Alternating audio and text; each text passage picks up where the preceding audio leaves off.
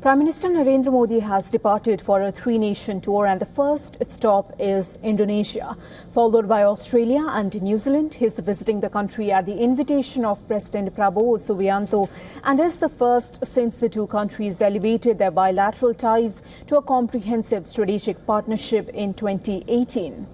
In his departure statement, Prime Minister Modi hailed India and Indonesia as partners bound by strong civilizational and people-to-people ties, expressing confidence that the multifaceted relationship will continue to deepen. Defence cooperation remains a key pillar of the bilateral partnership.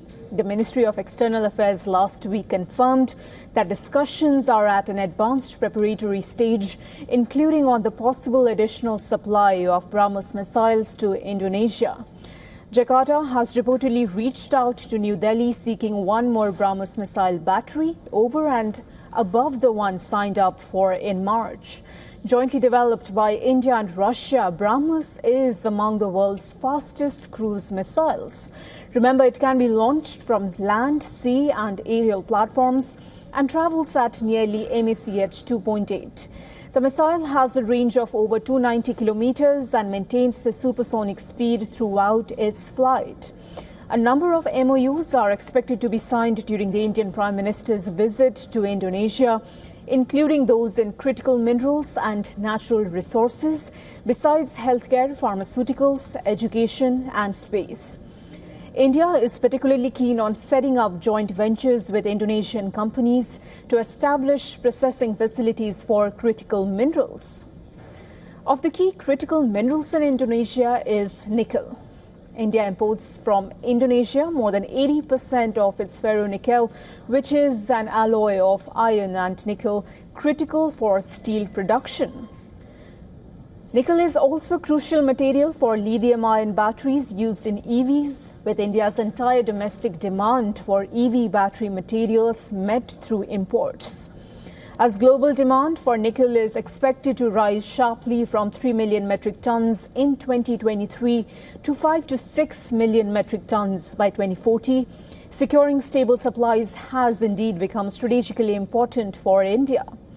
This assumes added significance because China currently controls about 75% of Indonesia's nickel refining capacity and a dominant share of global refined nickel production, alongside Indonesia.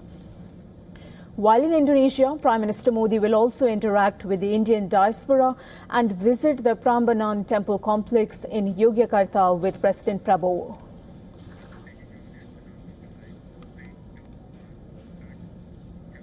For more on this, WION's Assistant Editor for Foreign Affairs, Siddhant Sibul, is joining us live from New Delhi. Siddhant, this tour spans Southeast Asia, the Pacific and Oceania.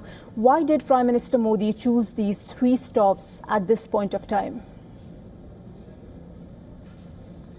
Well, the Indian Prime Minister's focus has been on the Indo-Pacific, and we need to see the larger context. Last week, the Japanese Prime Minister was here in Delhi, and we know that during that visit, focus was on Japan's focus on free and open Indo-Pacific, India's focus on Mahasagar policy. Now, this week, Prime Minister is on a three-country visit. We know about the big focus areas, whether it's defense in Indonesia, trade and defense, and the uranium deal in Australia, and again trade in New Zealand, where an FTA has been concluded just a few weeks ago. And the larger message is Jakarta, Canberra and Auckland essentially reaching out and engaging with New Delhi. Of course, we know that there will be big ticket announcements, and diaspora will be a major component of the visit as well. But do wait for announcements, given the fact that there has been a lot of preparation that has gone into these visits, and we know that India's focus is also on sending a broader message that India is there to support the vision of free and open Indo-Pacific at a time when the US is seen on a major retreat from the region.